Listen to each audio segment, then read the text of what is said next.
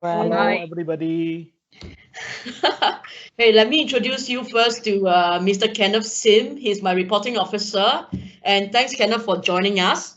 Yeah, welcome, Amy. Yeah, thanks everyone for participating in this first webinar, I would say, for this year by our Global Business Division, ASEAN. And very lucky to have Amy and also Miss Phuong from the Vietnam Embassy to share with us. Yeah, thank you so much, everyone. Thank you, Kenneth. And of course, I think currently we have about close to 45 participants with me. Um, Let me introduce a bit about myself. Actually, when I suggested to have a business clinic, it's really meant to be more like a round table. Everybody just have a bit of fun, interactions, sharing of experiences, ideas, whatever, And then we have experts, and we have sometimes we may invite consultants. Sometimes we are lucky to have I would say Singaporeans who are currently working overseas, or Singaporeans who had actually experiences overseas, and to share the experiences with their stories and experiences, and sometimes can be rather scary stories uh, about globalization. But of course, having all these business clinics that SBF is holding, and my boss, Mr. Tian and Mr. Kenneth, was telling me, hey, can we actually do this at least like as good as weekly, or even maybe fortnightly? um I'll try my best lah. So after this session, right? I mean, you may like to chat with me your idea about what I should do next. Today's topic is about business culture, is about communications, about some taboo topics on doing business in Vietnam. I'm actually very lucky to have the support of Miss Thai Thu Phuong. Um, she's the head counselor, investment counselor, seconded from Ministry of Planning and Investment. And she's actually with the Vietnam Embassy in Singapore to join me. And also in this session, I am very lucky. Actually, yesterday, I mean, don't mind me to be so candid, and I mean, really, I'm hoping everybody can be candid. I mean, everybody wants to know the truth, right? Why be so theoretical? If you get me to speak more, then I'm like this. So anyway, I'm very excited also to have on board with me Mr. Norman Lim. He's actually the current president of Singapore Business Group, who is now based in Ho Chi Minh, the commercial city of Vietnam. And of course, I'm very happy to have on the other side, also very happy to have some small business owners, Vietnamese, to join me, and xin chào everybody, and to join me, and also to give their views about working with Singaporeans. You know, so when I was there for 12 years in Vietnam, I was actually employed by the Vietnamese companies. The first 5 years, oh no, first 3 years, I was actually with the Ministry of Trades as a consultant, as a branding marketing consultant. After that, I was employed by the local FMCG supermarkets, and which I had a hand in setting up their retail policies in terms of Vietnam retail policies with the ministries.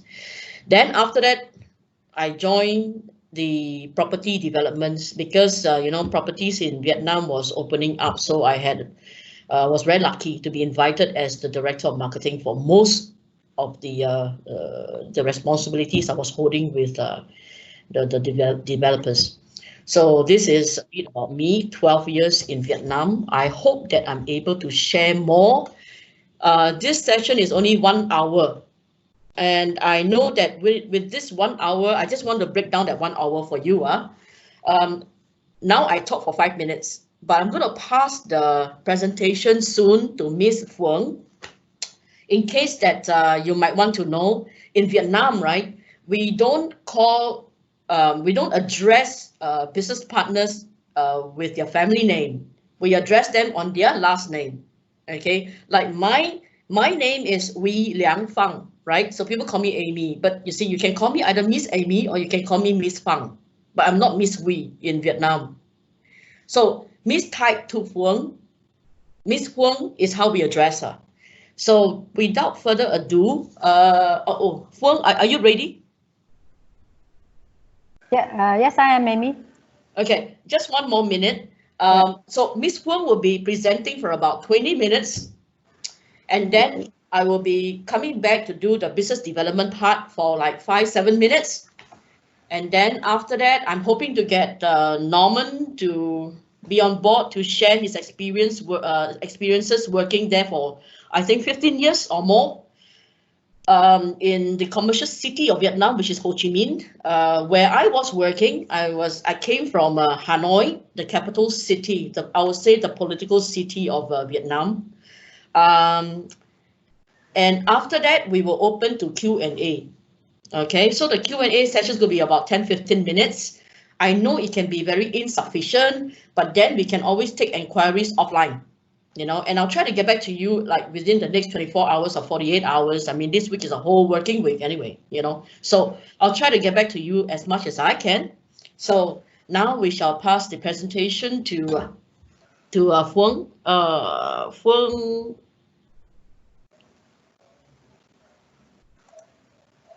Hello. Okay, Phuong. Yeah. Trying to open my presentation. Right. Okay. Thanks. Okay. Can you see my presentation now? Sorry, this is also my first time doing the webinar, being the presenter in the webinar. So okay, maybe quite clumsy. You can, right? Very clear. Yeah, thanks. Okay. Thank you. So good afternoon, everyone. It is very good to see many of you joining our seminar today. I find this topic very interesting, but also very challenging, as many of you here may already have experience working with Vietnamese people in Vietnam. I'm just speaking from my own viewpoint and observation, which might not be sufficient or subjective, as I'm talking about ourselves. So we have a saying in Vietnam that outsiders may know you better than yourself. So please be patient and let us share with me your own observation as well. In the Q&A session, as I'm representing my government, so I'm going to answer your questions on the government's viewpoints. And we have Ms. Amy Wee from SBS with profound Vietnamese experience to give you her answers from the private sector's viewpoint.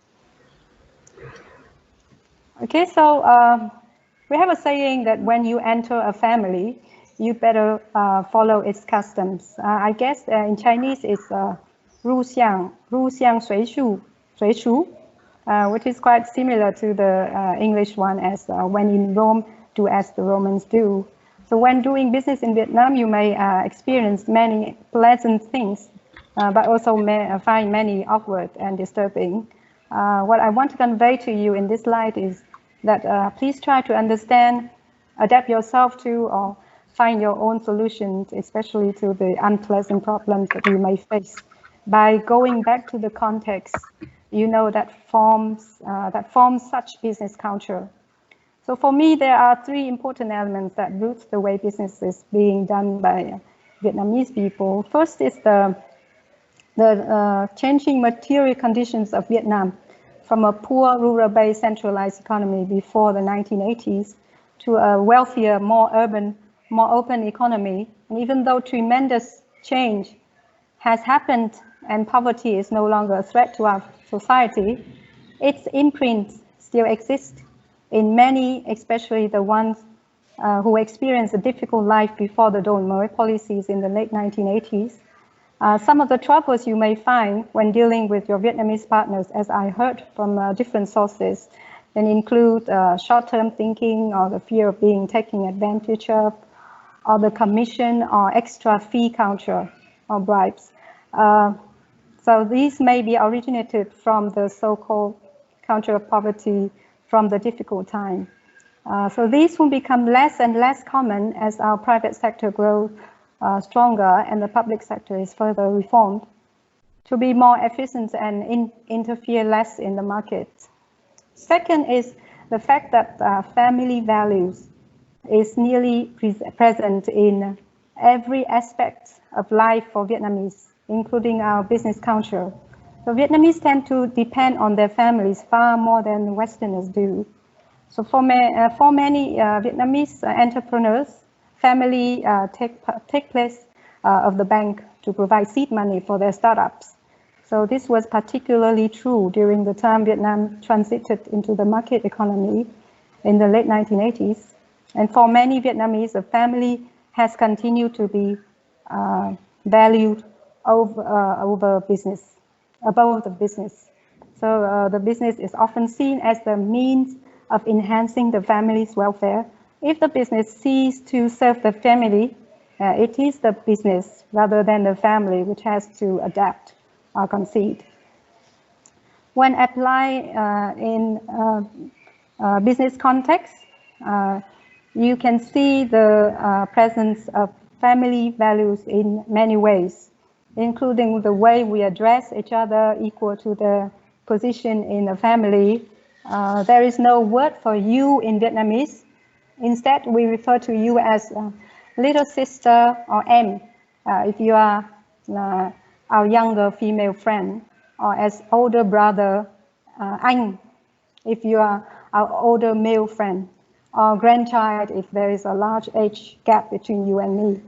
So don't be embarrassed if you are asked of your age by a Vietnamese. That is just for us to choose the most proper way to address you and communicate with you. So furthermore, many foreign managers who understand the importance of family values have been very successful in building up trust and loyalty with his Vietnamese workers by treating them as members of an extended family. Third is the fact that although we are moving to an open market economy, the role of the state is still quite dominant, with state-owned companies controlling many sectors of the national economy. This is the legacy of a long-term centrally planned economy. So if you ask Vietnamese managers, many of them will still think that government is more important than the role of the individual in the market. So this explains why government connections is still considered essential for many Vietnamese businesses. Now let me elaborate further into some aspects of our business culture. First is about how to build trust and build up your relationship in your business. Sorry, Phuong, can I trouble you to actually manage your slides, because we're still on like slide 1, so you have to like. Okay. Yeah, thanks. I will be very swift in the following slides. Okay. Yeah. So yeah, the family. Sorry to interrupt. I think what she means is the view, because at the moment we cannot see the full slide. So we are only looking at slide 1, but I think we are moving on to slide 3 now. Oh yeah. Really? Yeah. So we can't see the whole presentation. Yeah. Okay, that's better. Thanks. So you can see it now? Yeah. Thanks. Thanks, Serene. Oh, okay. Okay, I'm in the third slide now. Sorry. So first is about how to build trust and build up your relationship in your business. Here the family values again applies. We consider there is no one you can trust more than a member of your family. So this is especially true during the hard transition time of Vietnam, where the private sector mostly relied on their family to support and develop family support for them to develop. So your relationship is long lasting if it is built based on trust, like those among family members. And remember, it takes time to build up your relationships in Vietnam as it requires both your attention and time. Getting to know the person in business as well as personal life, and find and nurture your mutual interests and connection. This is important. So, and do not expect to receive the answers quickly. or take any shortcuts when connecting with the Vietnamese people. Please allow your partner time to get back to you on a discussed matter, and remember to keep constant communication during the waiting time.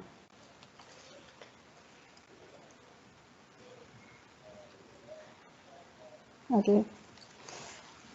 So about communications, Vietnamese find it very difficult to confront unpleasant topics, and therefore tend to avoid letting you know about their actual thoughts and business. So the main agenda for Vietnamese is to determine who their partner really is. So it's often that you will discuss topics from personal lives, and the more you learn how to share, the closer you become with your partner. Therefore, do not feel bothered about talking matters outside of business, including chit-chats around family, kids, hobbies, and the contract may sign just in a blink of an eye at the end of the dinner or karaoke party without much related discussions earlier on. So do not be too discouraged when you hear the word impossible. This usually means that you either need to work harder to build interest for your partner, or if your partner does not have a definite answer yet, always try to dig deeper what the impossible actually meant and whether the challenges can be overcome. So as the person-to-person contact is still preferred, because it allows Vietnamese partner to know you more. So it's unlikely that your initial email can get a response. So it is good to follow up with a call after sending an email. And although English is becoming more and more popular among Vietnamese entrepreneurs, you still need an interpreter, preferably who knows you, who knows well about your expertise and even your partner's dialect, especially when you work with state-owned companies or government agencies. So about the keeping the face, Vietnamese value person's social standing, dignity and reputation, as well as honor. It takes time for them to see the combination of these values in you. So this is important for you to gain and retain respect of your partner. They need to trust you, respect you before they actually show their real thoughts and feelings. So it's about either losing or saving face. So a few suggestions for building face in Vietnam, including always give sincere compliments, and if you are complimented, just politely draw attention away from yourself and dedicate the compliments to your previous teachers or mentors. That will show that you that will make Vietnamese appreciating the humility that you have shown, and try to save others from embarrassment as well. So keep your promise, and be silent if necessary to avoid losing face. Silence is common in Vietnam business culture, and this may occur during meetings. So when one party disagrees with another, it is sometimes wise to keep silent in order to avoid losing face. So in conclusion, to make your partner feel valuable and yet always maintain your integrity and humility. Dinner, lunch, or a light drink, or some social bonding initiatives such as karaoke party may be essential in building a relationship in Vietnam. This provides chances for your Vietnamese partner to know more about you, about who you are behind the sweet and formal thoughts. So be prepared to be invited to such events, and if so, you are also expected to host a dinner, lunch, similar event in return as well. About Vietnamese doing business with women. So Vietnamese women have become more and more active in the entrepreneur community of Vietnam. In Confucian ideology, women is considered as subordination to men, and first and foremost, a mother taking care of domestic matters. You can see very active Vietnamese female managers being able to manage both their business leading role, picking up kids from school and cooking meals for the families. In fact, some even assume that Vietnamese women do business in a safer manner than men do, as they have to look after the family, while men may gamble and have other interests. You can see Vietnamese women with characteristics attached to the geographical location where they were born and raised up. For example, women in the central regions are considered to be stronger and more decisive and resilient to hardship. And I heard my mother, who is also from central Vietnam, say that this is because nowhere in the country where women are to do the harder jobs in the petty fields, such as ploughing, like the women's in the central region. So that part of the reason why they are very strong and decisive. Yeah, this comes to my last slide. Yes, corruption. Corruption is, especially in the public sector, still is common in Vietnam. And as explained before, this is a legacy of a long time centrally planned economy, and now still a dominant role of the government and state-owned companies in the national economy. So many Vietnamese business still consider government connections is essential for their business. So, but it's worth to emphasize, though, that our government is rolling out anti-corruption campaigns, which has been especially escalated over the past 4 years. And the result of the campaign so far is 2 Politburo members and 21 current and former members of the Vietnam Communist Party Central Committee have been disciplined. However, lower level corruption is still very common, and of course further efforts is still needed. The good thing is our government is aware of and openly admits the existence of corruption and have been drawing considerable resources to tackle the issue. And you can see better and cleaner business environment in Vietnam in the time to come, hopefully. Okay, this comes to the end of my presentation. I hope you find it's useful. And now I'm passing it to Amy, and I'm glad to discuss with you further during the Q&A session.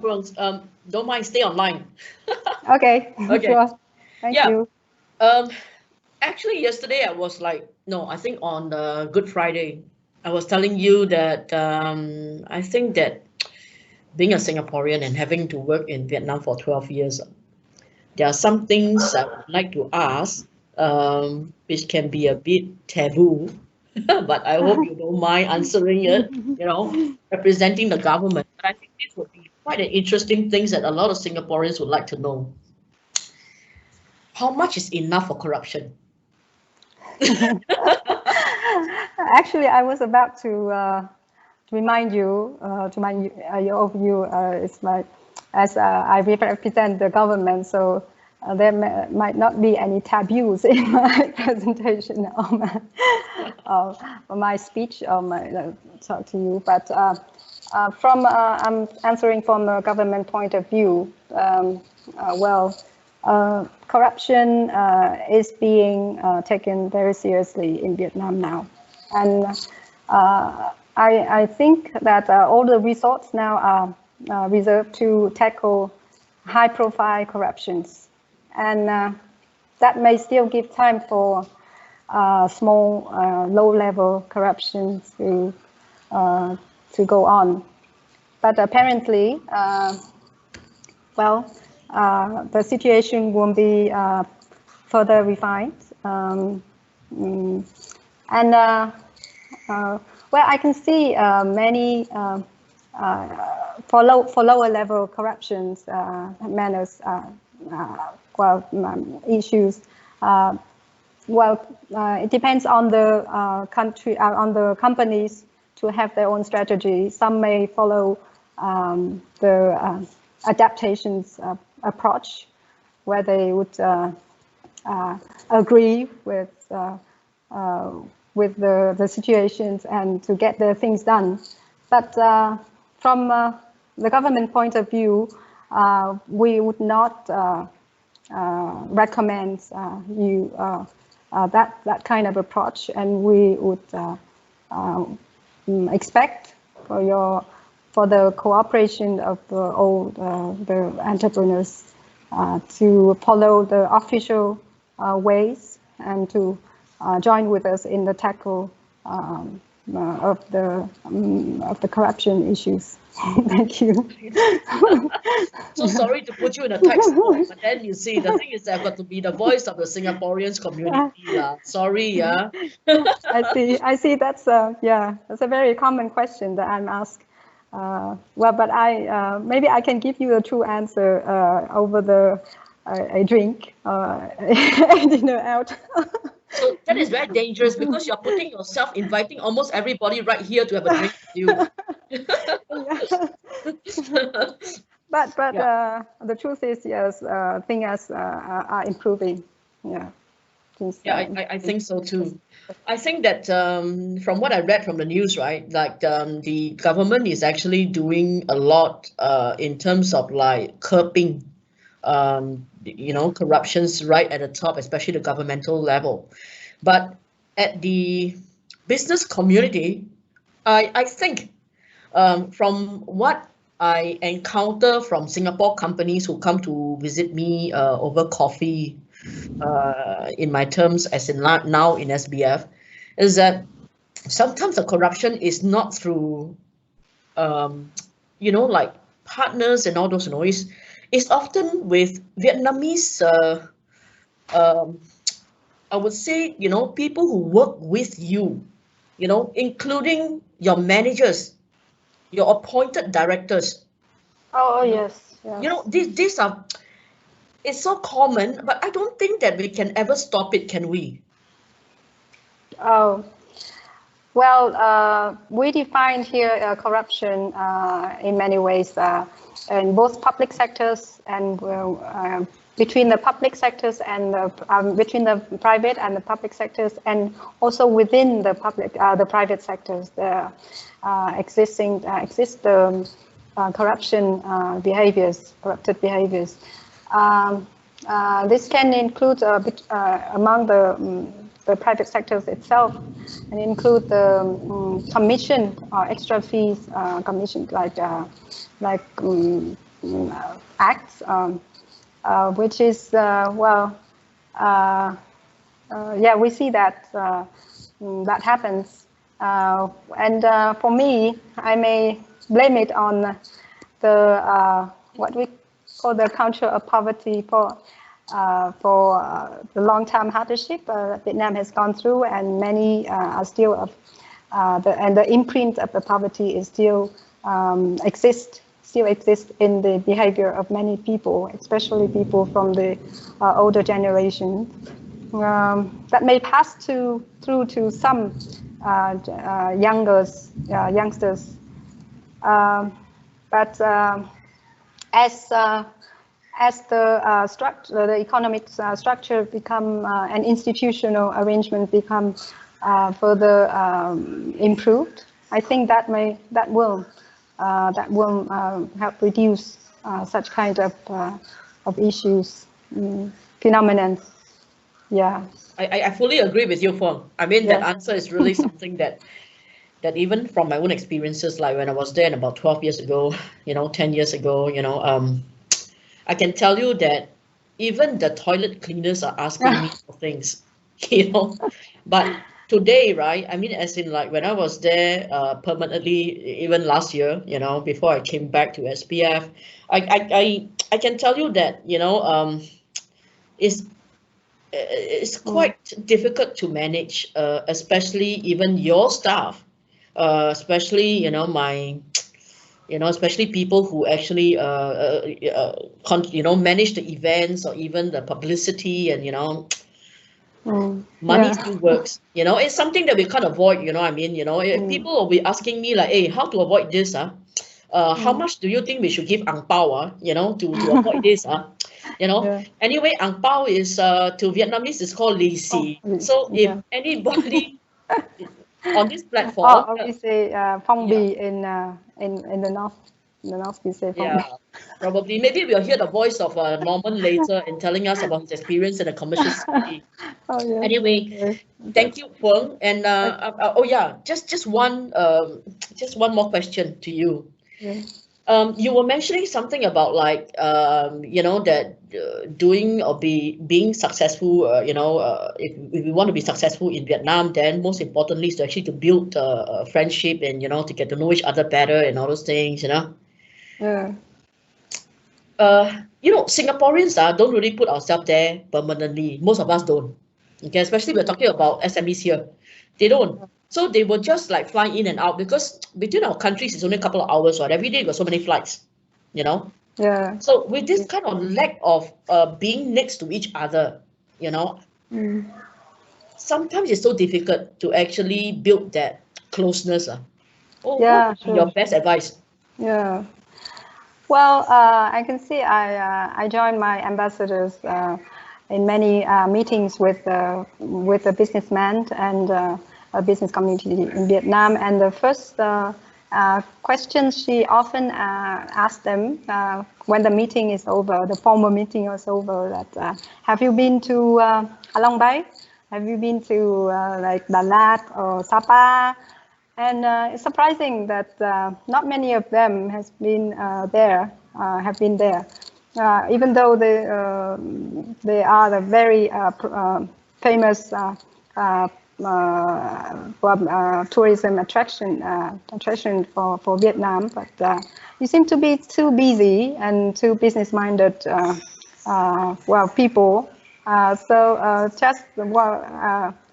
For some, I joined one business mission of Singapore to Vietnam, and the schedule is totally packed with meetings and traveling time. So no time permitted for them to enjoy Vietnamese culture and to build up the relationship with Vietnamese partners. So my suggestion is that as you have somewhat understand the basic that forms the business culture in Vietnam. So please spend more time to enjoy, to explore other aspects of Vietnam in order to build and sustain your business relationship. Thank you. Okay, then may I add on just a bit to what you said. Anyway, Phuong, thank you so much for tackling my very difficult question sometimes. You know, but but I can tell you that from my own experiences, right? When I was there the first initial years, I find it so difficult to be sitting on the floor eating. I think that is actually my biggest problem. Like every time there will be invites, you know, and every time there will be so many birthdays, dinners, weddings, everything, you know. But gradually, over the last few years, I think that the younger generation would rather be, you know, having meals, you know, from the table. But to build that closeness and relationship, I heard that actually to do what the Vietnamese do, when we go to the house, we get invited, we should be honored. And so I took it very positively. I went, and of course, every meals will be with vodka, you know, with alcohol, with vodka, you know. And a good way to actually reach out to Vietnamese partners is even the brands of what, you know, let's say the beer is very important. And I know that Heineken, Heineken is always like what you call the beer, you know, to offer. you know. Yeah. And of course, we talk about like whiskey, then people will be starting to ask, would you like to have a Louis 13? You know, things like this. Yeah. The brands of anything is important when you want to blanja, means invite people to join you for dinner and all those things. But talking about KTV, yes, it is almost a must, you know. Yeah, yeah. Sure. Can't avoid, you know. Sometimes there's an extension from KTV, you know, but can't be avoided. But I would say that it's just all part of business culture. You want to actually survive there, you want to be there, then no choice. But you see, the thing is one thing also, I realize the differences between a man and a woman, okay? Yeah. If you send a Singaporean man there, you got no choice one. I tell you something, you sure have to entertain one. You know, whether you like it, whether you're tired or whatever it is, you better not be tired. Because at the end of a whole meeting session, you have to belanja them, go for dinner. Then after but for girls, right, a little bit easier. Women are a little bit easier. Yeah. Vietnamese businesses are still mainly managed, or rather, main decision makers are still men. Yeah. I think so. I think so. Huh? I think so. Okay. Yeah. Yeah. Sure. Sure. And they are more forgiving to women if women reject, you know, the extension after dinner, you know, to drink. Yes. Yeah. Yes. It's true. But things might be different if you go to the central or the local local areas of Vietnam. Well, places other than Ho Chi Minh City and Da Nang or Hanoi or Hải Phòng. If you go to provinces like in the north, like in Bắc Cạn, Hà Giang or Lào Cai, you can see all the well the dinners are often with more and more alcohols and very active women. Well, and they will invite you to drink like their way, their locals' way. So be prepared.